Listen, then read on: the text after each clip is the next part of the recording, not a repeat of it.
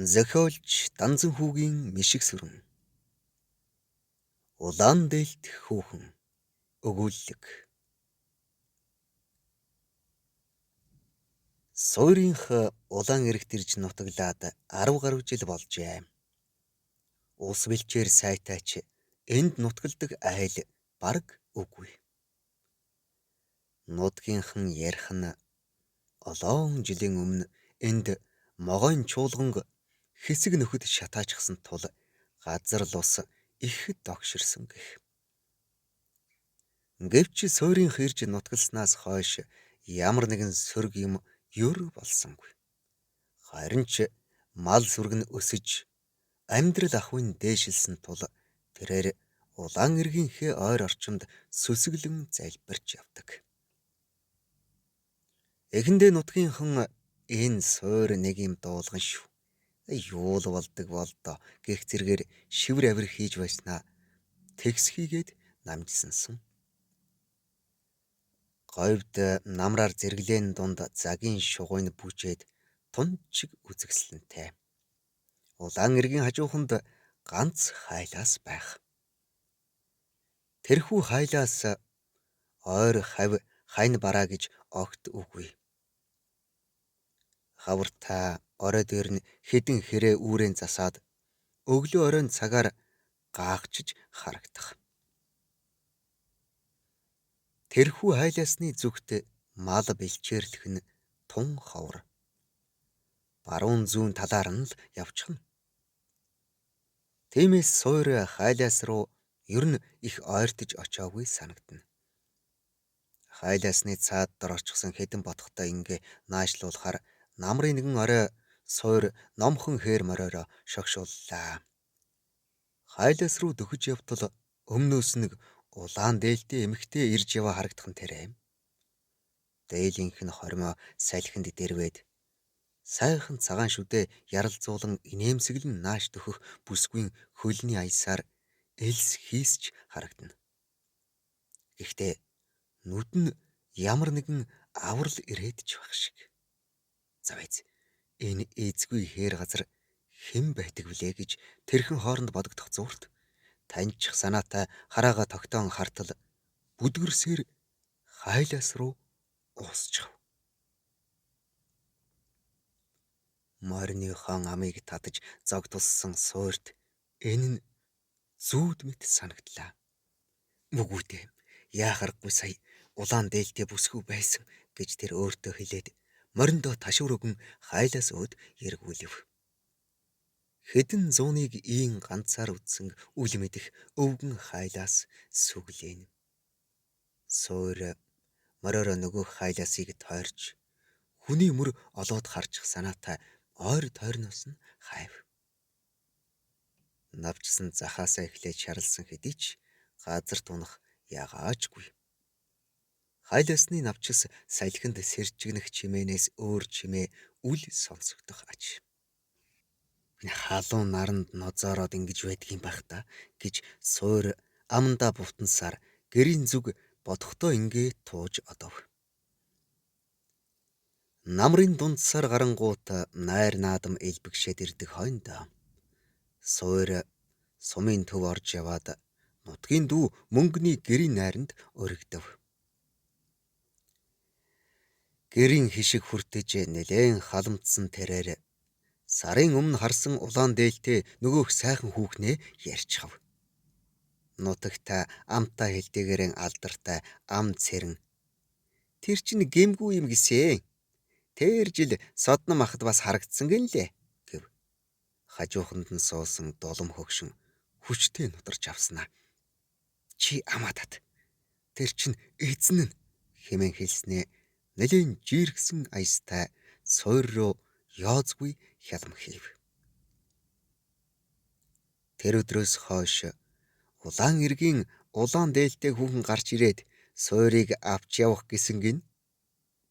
Тэр улаан дээлтэй хүүхэн гэрийнхэнд гаднаас дуудаад байдаг гин гэх зэргээр нутгийнхан хачир нэмээд жаал шуугав.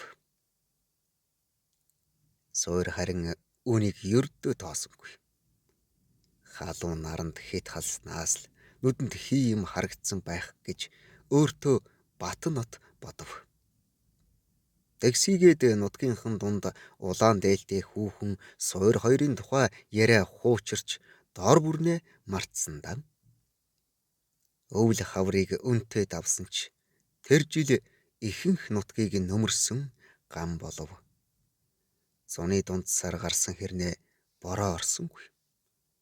Харин улаан эрэгтэл цаг дэлгэрч суурийнх сайл сүүнд умбаж байв. Улаан эргээс цэрвсэн нутгийнхан ган нүүрлсэн тэр жил юу цэрвэхтэй мантай суурийнхтай арваад айл хаяа нийлэн бууцгааж эхлэв.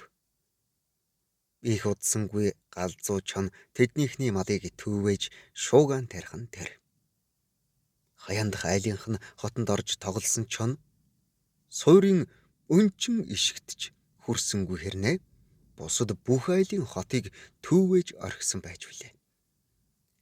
Ингээд намжиж байсан цуу яриа дахиад л дэгдэж эхлэв.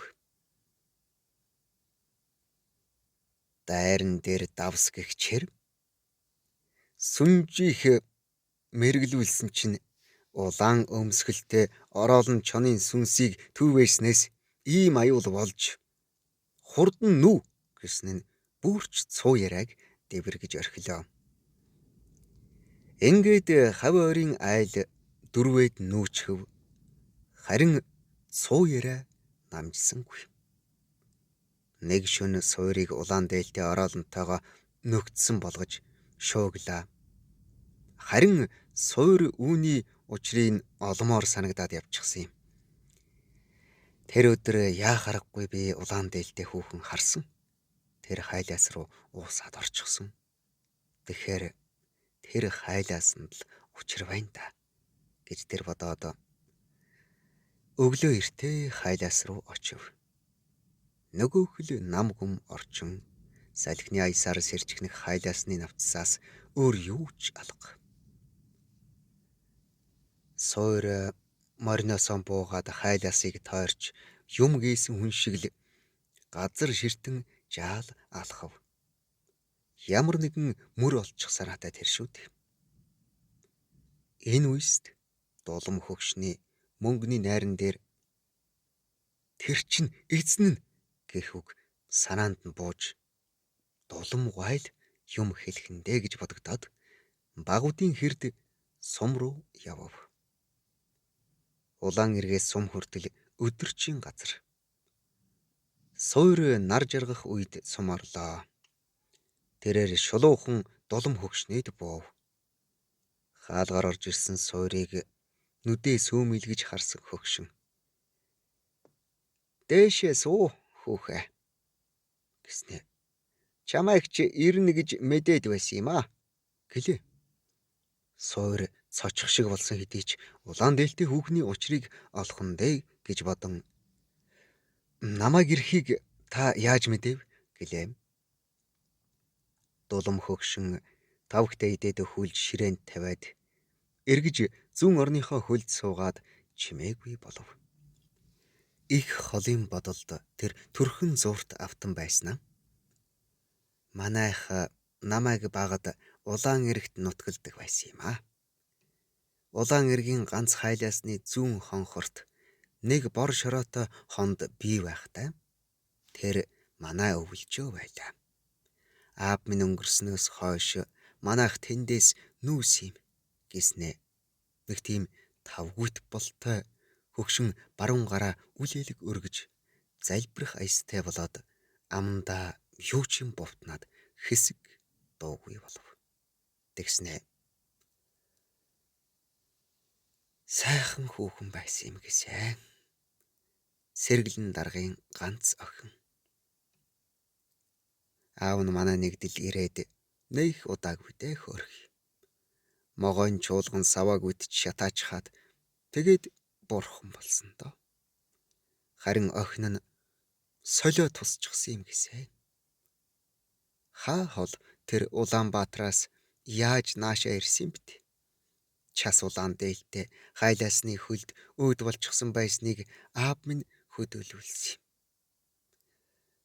Нутгийнхан цэрвэд гар хүрээгүй л дээ гэсээр санаа алдав. Тэгээд ин үргэлжлүүлв. Могойн чуулган шатааснаас хойш олон жил дараалан гам болсон доо. Манай нутгийнхан ойр хавийн сумд руу нүүгээд цаг их хэцүү байсан санагддаг юм. Харин тэр бүсгүй хөдөөлүүлснээс хойш бороо тасраагүй. Аав минь хэлэхдээ тэр торхон амьтан л лусын гомдлыг тайлсан гэдэг байсан. Сүүлд дам хүнээс сонсох нэ. Аав минь тэр газрын эцдийг шатаачихсан. Би очиж тэр газрыг манахгүй бол болохгүй гэд явж байсан юм гэдэг. Гэхдээ манайхаас өөр айл улаан эрэгт нутгалахаар малд нь амтан орчхоод ер болдгүй байсан гэд дулам хөгшин хэсэг дуугүй сууснаа дахин ам нээж. Үгүй хүүхэ чи анзаарсан уу? Улаан эргийн ар хөндийд хайгуулынхан ирээд өрөмдөөд эхэлчихсэн сураг дуулдна билээ. Тэр жил өмнө дорн өрөмдөд тэр улаан дээлтэй хүүхэн содномд харагдсан юм гэсэн. Надаас ирж учрыг асуугаад содном тэр өрмийн ихнийг хөөж явуулсан л да.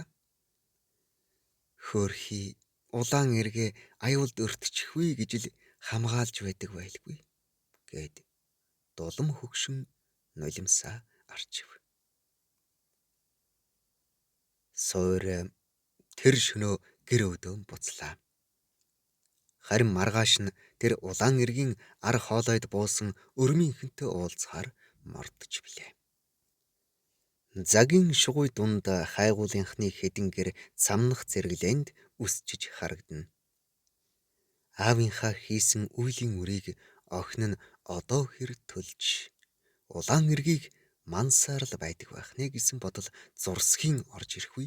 Суур эцэг хүн зөвл амьдрах учиртай юм та гэж амандаа гүвтнээд хайгуулын кемп рүү яргүүлв. Зохиологдсон Данзан хүүгийн мишиг сүрэн. Уншсан Эрхэнбаярын Батторж.